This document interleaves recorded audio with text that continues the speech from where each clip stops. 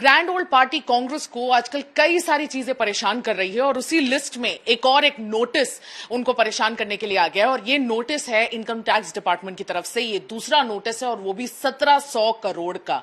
आज हम इसी चीज का विश्लेषण करेंगे कि कांग्रेस की लिस्ट में धीरे धीरे काफी ज्यादा चीजें बढ़ती चली जा रही हैं और बीजेपी पर टैक्स टेररिज्म का एलिगेशन लग रहा है। और इस टॉपिक पर काफी अच्छे से इस बर्निंग टॉपिक पर हमारे साथ डिस्कस करने आए हैं आज सुनील जी। आपका बहुत बहुत स्वागत है हमारे राउंडअप में। मैं आप सभी का भी स्वागत करती हूं। नमस्कार, जय जौहार। मेरा नाम सुमी राजप्पन है और आज के राउंडअप में हम कांग्रेस को प्रताड़ित करने वाली सारी चीजों पर डिस्कस करेंगे कि किस तरह से देश में एजेंसियों को यूज किया जा रहा है और काफी गलत इस्तेमाल एजेंसियों का किया जा रहा है। सर, ये टॉपिक बहुत मुझे ऐसा लगता है कि बहुत लंबे समय से ऐसी चीजें हो रही हैं। एक लगातार एक बॉम्ब सा फट गया है।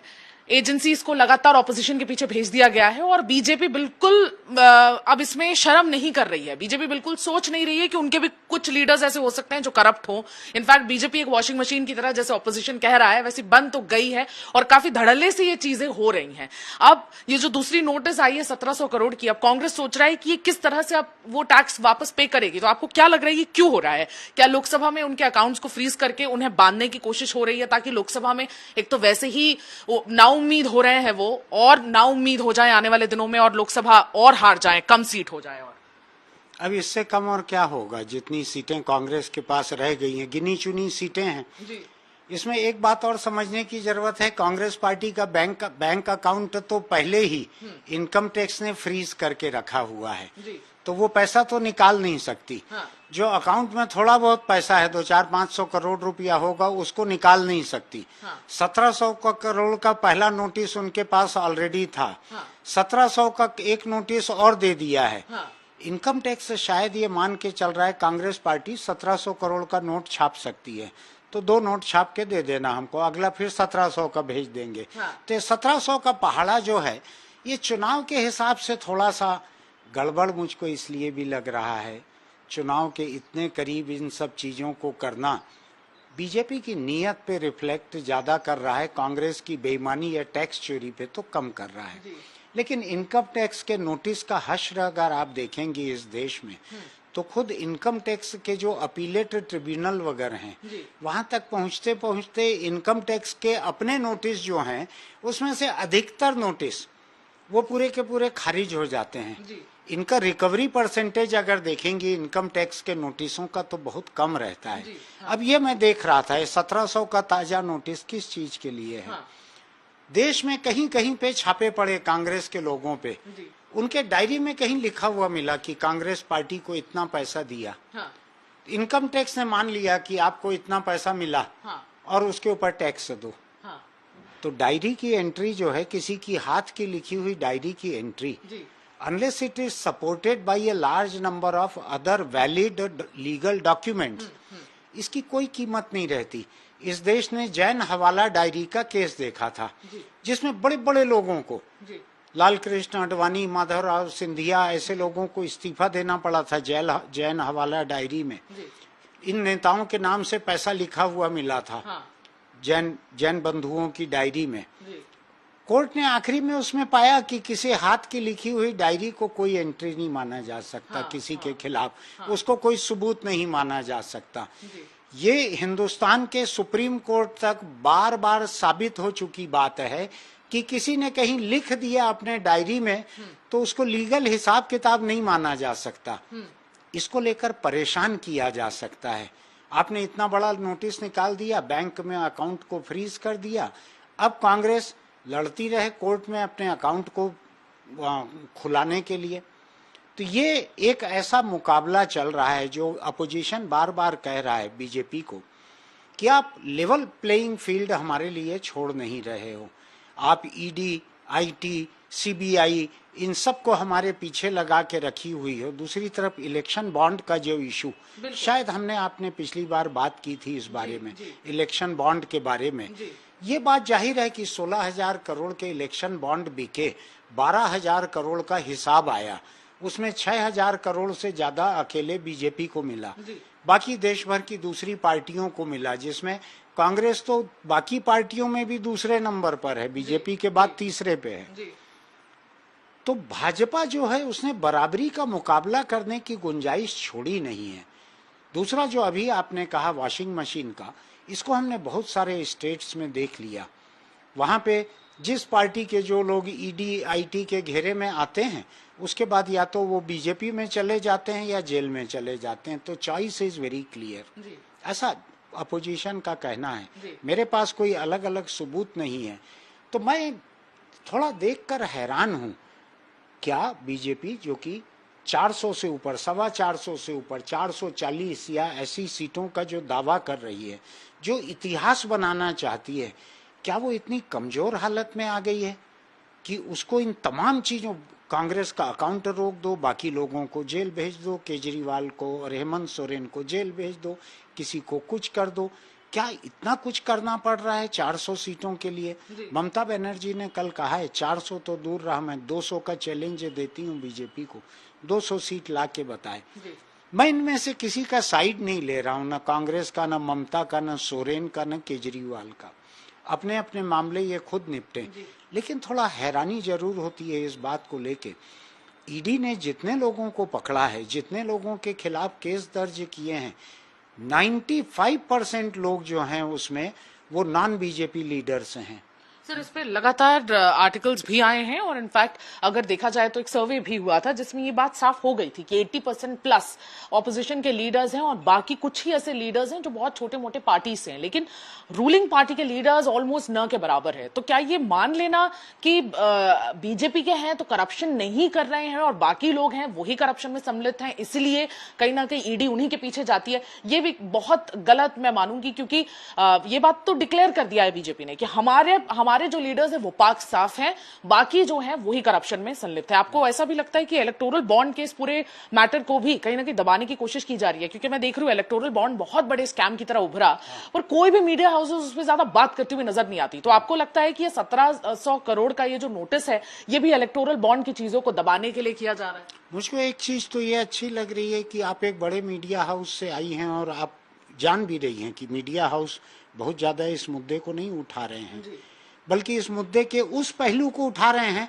ये तो कांग्रेस को भी मिला है, बीआरएस को भी मिला है, ये ममता को भी मिला है, ये सबको मिला है, बीजेपी को थोड़ा ज्यादा मिल गया है। तो मीडिया हाउस इस चीज को ओवरलुक कर रहे हैं।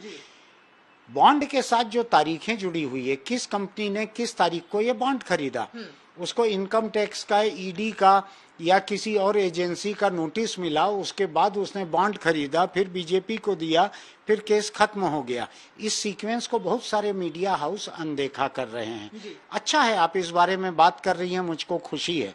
आपका भी मीडिया हाउस जो है ये देश के सबसे बड़े मीडिया हाउस में से एक है, ऐसा वही ब्रांड है ना? जी, असली वाला है ना? बिल्कुल असली वाला है। हम क्रेडिबिलिटी एकदम सीना ठोक के चलते हैं। क्या है, इन दिनों इससे मिलते जुलते भी कई ब्रांड दिख रहे हैं बाजार में, इसलिए मैं कह रहा था। तो ये बात कहना आपका सही है कि कोई एक बड़ा मुद्दा बन सके इन उसी समय, जिसको स्पिन डॉक्टरी कहते हैं, कि स्पिन बॉल रहती है क्रिकेट में, जाती इधर है उधर घुस जाती है। तो ऐसा मुद्दा चल ये रहा है, दूसरा मुद्दा ओवरशैडो कर लेता है। आज बहुत सारे मुद्दे उसी तरह से देश में ओवरशैडो कर रहे हैं। आप कल या परसों मैं और आप बात कर रहे थे कि देश में 600 साढ़े 600 वकीलों ने जिस तरह से चीफ जस्टिस को चिट्ठी लिखी है और कहा है कि एक वर्ग सुप्रीम कोर्ट को, देश की न्यायपालिका को दबाने की कोशिश कर रहा है। एक वर्ग, नाम नहीं लिया है उन्होंने कौन सा वर्ग, लेकिन जाहिर तौर पे दिख रहा है ये वकील किस विचारधारा के साथ हैं। क्योंकि जैसे ही इन वकीलों का बयान आया, प्रधानमंत्री नरेंद्र मोदी का बयान इन वकीलों के समर्थन में तुरंत ही आ गया, तुरंत ही, एक घंटा भी नहीं लगा था। तो मेरा ये कहना है कि सुप्रीम कोर्ट के जज जो हैं उन्होंने बार बार कहा है हमारे कंधे बड़े मजबूत हैं, हमारे कंधे बड़े चौड़े हैं, हम सब तरह का बोझ और दबाव झेल सकते हैं, हमको कोई दिक्कत नहीं है, हम लोगों के एक एक बयान से दबाव में नहीं आते हैं। ऐसे में उनको ये बतलाना, उनको ये कहना कि आपके ऊपर दबाव आ रहा है, आपके ऊपर दबाव आ रहा है, इसका मतलब यह है कि सुप्रीम कोर्ट जिस तरह के फैसले दे रहा है, उसने इलेक्शन बॉन्ड का, इलेक्टोरल बॉन्ड का जो जजमेंट दिया है, बड़ा ही इम्पोर्टेंट हिस्टोरिकल जजमेंट है, उसको लेके उसको थोड़ा सा चमकाने की कोशिश हो रही है, आपके ऊपर दबाव आ रहा है, ऐसे जैसे कि सुप्रीम कोर्ट का ये फैसला किसी दबाव के तहत आ गया है। ये पूरा सिलसिला जो है ना, अब ये 600 650 जितने भी वकीलों ने लिख के दिया, इन वकीलों के नाम देखेंगी तो इनमें से अधिकतर वकील जो हैं ये इसी तरह से खड़े होते रहे हैं कोर्ट में, जिससे जाहिर होता है कि ये किसके साथ हैं, किसको बचाने की कोशिश करते हैं ये। तो मेरा एक जो आपने कहा है कि ध्यान बटाने की कोशिश, कांग्रेस को एक 1700 करोड़ का नोटिस और दे दो, मरे हुए को क्या मार रहे हो? कांग्रेस अपोजिशन में है, थोड़े से एमपी रह गए हैं, 2-3 राज्यों में उसकी सरकारें रह गई है, कुल मिलाकर 1-2 जगह गठबंधन में उसकी सरकार है, उसको कितना मारोगे, कितना निचोड़ोगे? जब जब जब कांग्रेस को या दूसरी पार्टियों को इस बुरी तरह से मारा जा रहा है तो लोगों के मन में एक शक होता है कि क्या बीजेपी कॉन्फिडेंट नहीं रह गई है पहले जैसी, या आज जितना बोलती है क्या उतना भरोसा उसको नहीं है? क्या 2004 में अटल बिहारी के समय हमने जो इंडिया शाइनिंग देखा था कि एक खूब चमकदार ग्लासी सुनहरे रंग का बुलबुला दिख रहा था, रिजल्ट आया तो बस्ट हो गया।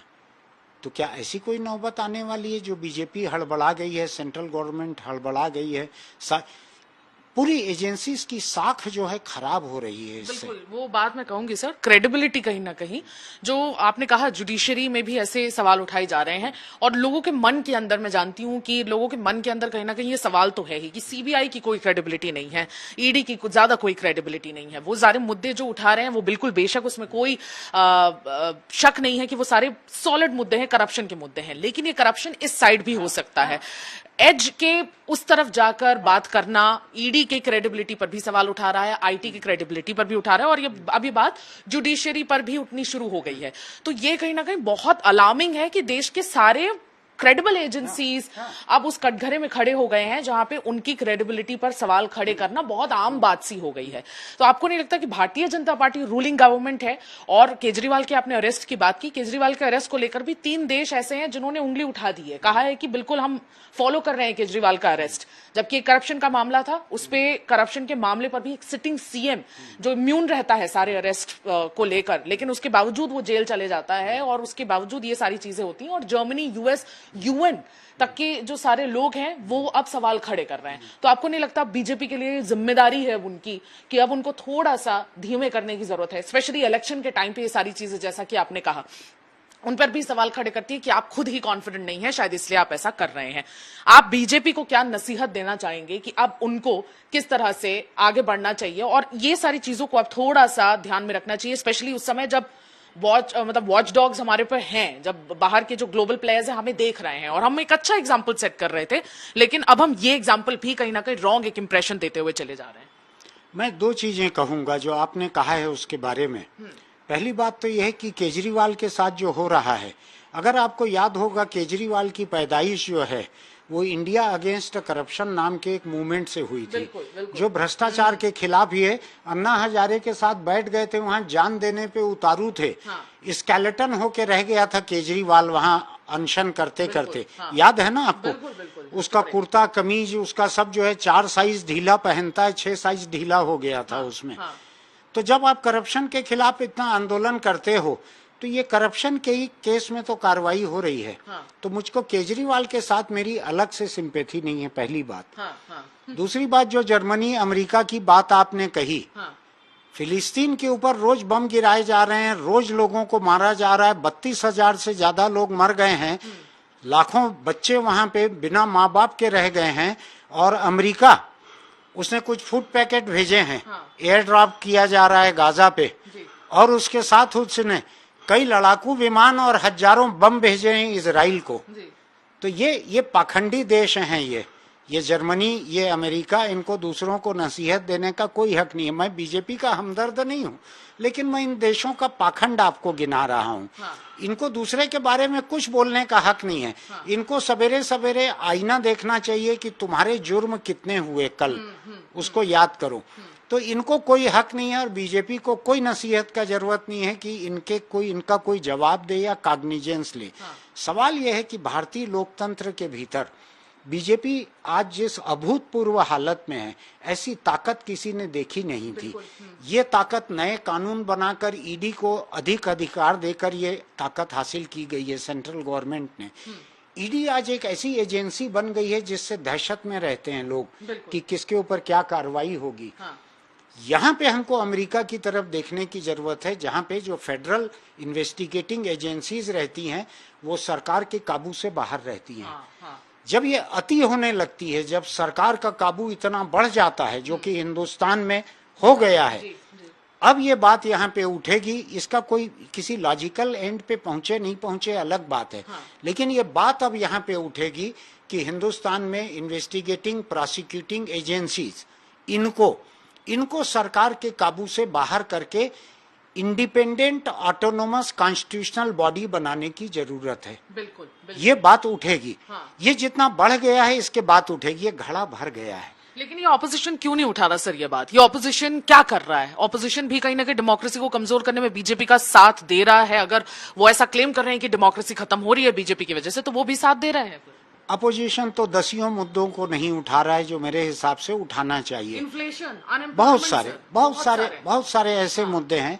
अपोजिशन में मैं देखता हूं राहुल गांधी का करीब 50% टाइम जो है एक अकेले अदानी को गाली देने में निकल गया। उसी में निकल गया। आपको जो कहना है आप कह देते भाई। उसी बात को दिन में 3 बार, डॉक्टर ने कहा 3 खुराक लेना है इस गोली का, ऐसा वो अडानी का 3 खुराक लेता है राहुल गांधी। तो मुझको लगता है अपोजिशन जो है वो तो प्रोफेशनल तरीके से काम कर नहीं रहा है। दूसरी तरफ बीजेपी एक पार्टी के रूप में और बीजेपी लेड मोदी गवर्नमेंट एक गवर्नमेंट के रूप में इतने प्रोफेशनल तरीके से काम कर रहे हैं ये कि opposition doesn't stand a chance to win. इनका अगर जनता ही चाहेगी कि हमको मोदी को खारिज करना है और अपोजिशन को जिताना है, जो कि 77 के चुनाव में हुआ था, नेहरू की बेटी को हरा दिया गया था पूरे का पूरा। 2004 में अटल बिहारी की एकदम चमकदार सरकार, इंडिया वाज शाइनिंग, लेकिन हटा दिया था लोगों ने। 10 साल के लिए यूपीए को ले आए थे। इस देश में जनता ही अपोजिशन हो सकती है। अपोजिशन नहीं रह गया है। सेंट्रल गवर्नमेंट ने रहने नहीं दिया। अपोजिशन अपनी हरकतों की वजह से भी नहीं रह गया। और एक चीज मैं आपको और बतला देता हूं, अपोजिशन अपने कुकर्मों की वजह से भी अपोजिशन नहीं रह गया। उसकी वजह यह है जिस अंदाज में अपोजिशन भ्रष्ट है और क्रिमिनल एक्टिविटीज में शामिल है, ये आपने छत्तीसगढ़ में भी पिछली कांग्रेस सरकार के समय देखा, ये आपने दूसरी जगहों पे भी देखा। ये केजरीवाल की सरकार, हेमंत सोरेन की सरकार, ये दूध की धुली हुई नहीं है। ये अलग बात है कि ये उस 5% में है जो नॉन बीजेपी हैं, इसलिए घेरे में है। लेकिन हमने देखा हुआ है सांप्रदायिकता से लड़ने का नारा जो लगाते हैं, ऐसे योद्धा अगर भ्रष्टाचार और जुर्म के घोड़े पे सवार होके आएंगे तो वो जंग कभी नहीं जीतेंगे। इस देश की दिक्कत ये है कि बीजेपी से लड़ के जीतने के लिए या तो हमारे पास लालू जैसे लोग हैं जो चारा खा के चल रहे हैं, या छत्तीसगढ़ की पिछली भूपेश सरकार आपने देखी है, कितने किस्से आपने कवर नहीं किए होंगे। ठीक है, 5 साल में कोई एक सरकार इससे ज्यादा और क्या कर सकती थी, करप्शन और क्राइम। तो मेरा ये कहना है कि बीजेपी को खुला मैदान देने में अपोजिशन खुद भी लगा हुआ है। अपोजिशन किसी रहम के लायक नहीं है। अपोजिशन बच्चा भी नहीं है, मासूम भी नहीं है। अपोजिशन पूरा का पूरा मैच्योर है, तजुर्बेकार है। उसको मालूम है कि किस तरह के जुर्म से बचना चाहिए जनता के बीच अगर जाना है तो। हिंदुस्तानी अपोजिशन ने अपने कुकर्मों से अपनी संभावनाओं को खत्म कर दिया है। ये अपोजिशन मोदी सरकार को, बीजेपी को, एनडीए को नहीं हराने वाला है। अगर बीजेपी एनडीए को कोई हरा सकते हैं इस देश में तो वो यहाँ के वोटर हैं, केवल वही हरा सकते हैं। उनको अगर लगेगा कि ये ज्यादती हो रही है तो हरा सकते हैं। बिल्कुल, ये बहुत इंपॉर्टेंट रिमार्क है कि अगर ऑपोजिशन लगातार ये सवाल बीजेपी पे खड़ा करता है कि डेमोक्रेसी कहीं ना कहीं खत्म हो रही है, तो डेमोक्रेसी को अपहोल्ड करने के लिए ऑपोजिशन भी अपना किरदार सही से नहीं निभा रहा है। हम अक्सर ये चीजें एक कैफे में बैठकर डिस्कस कर रहे होते हैं, बट ये सारी चीजें कैमरा के आगे कोई बोल नहीं पाता है आजकल।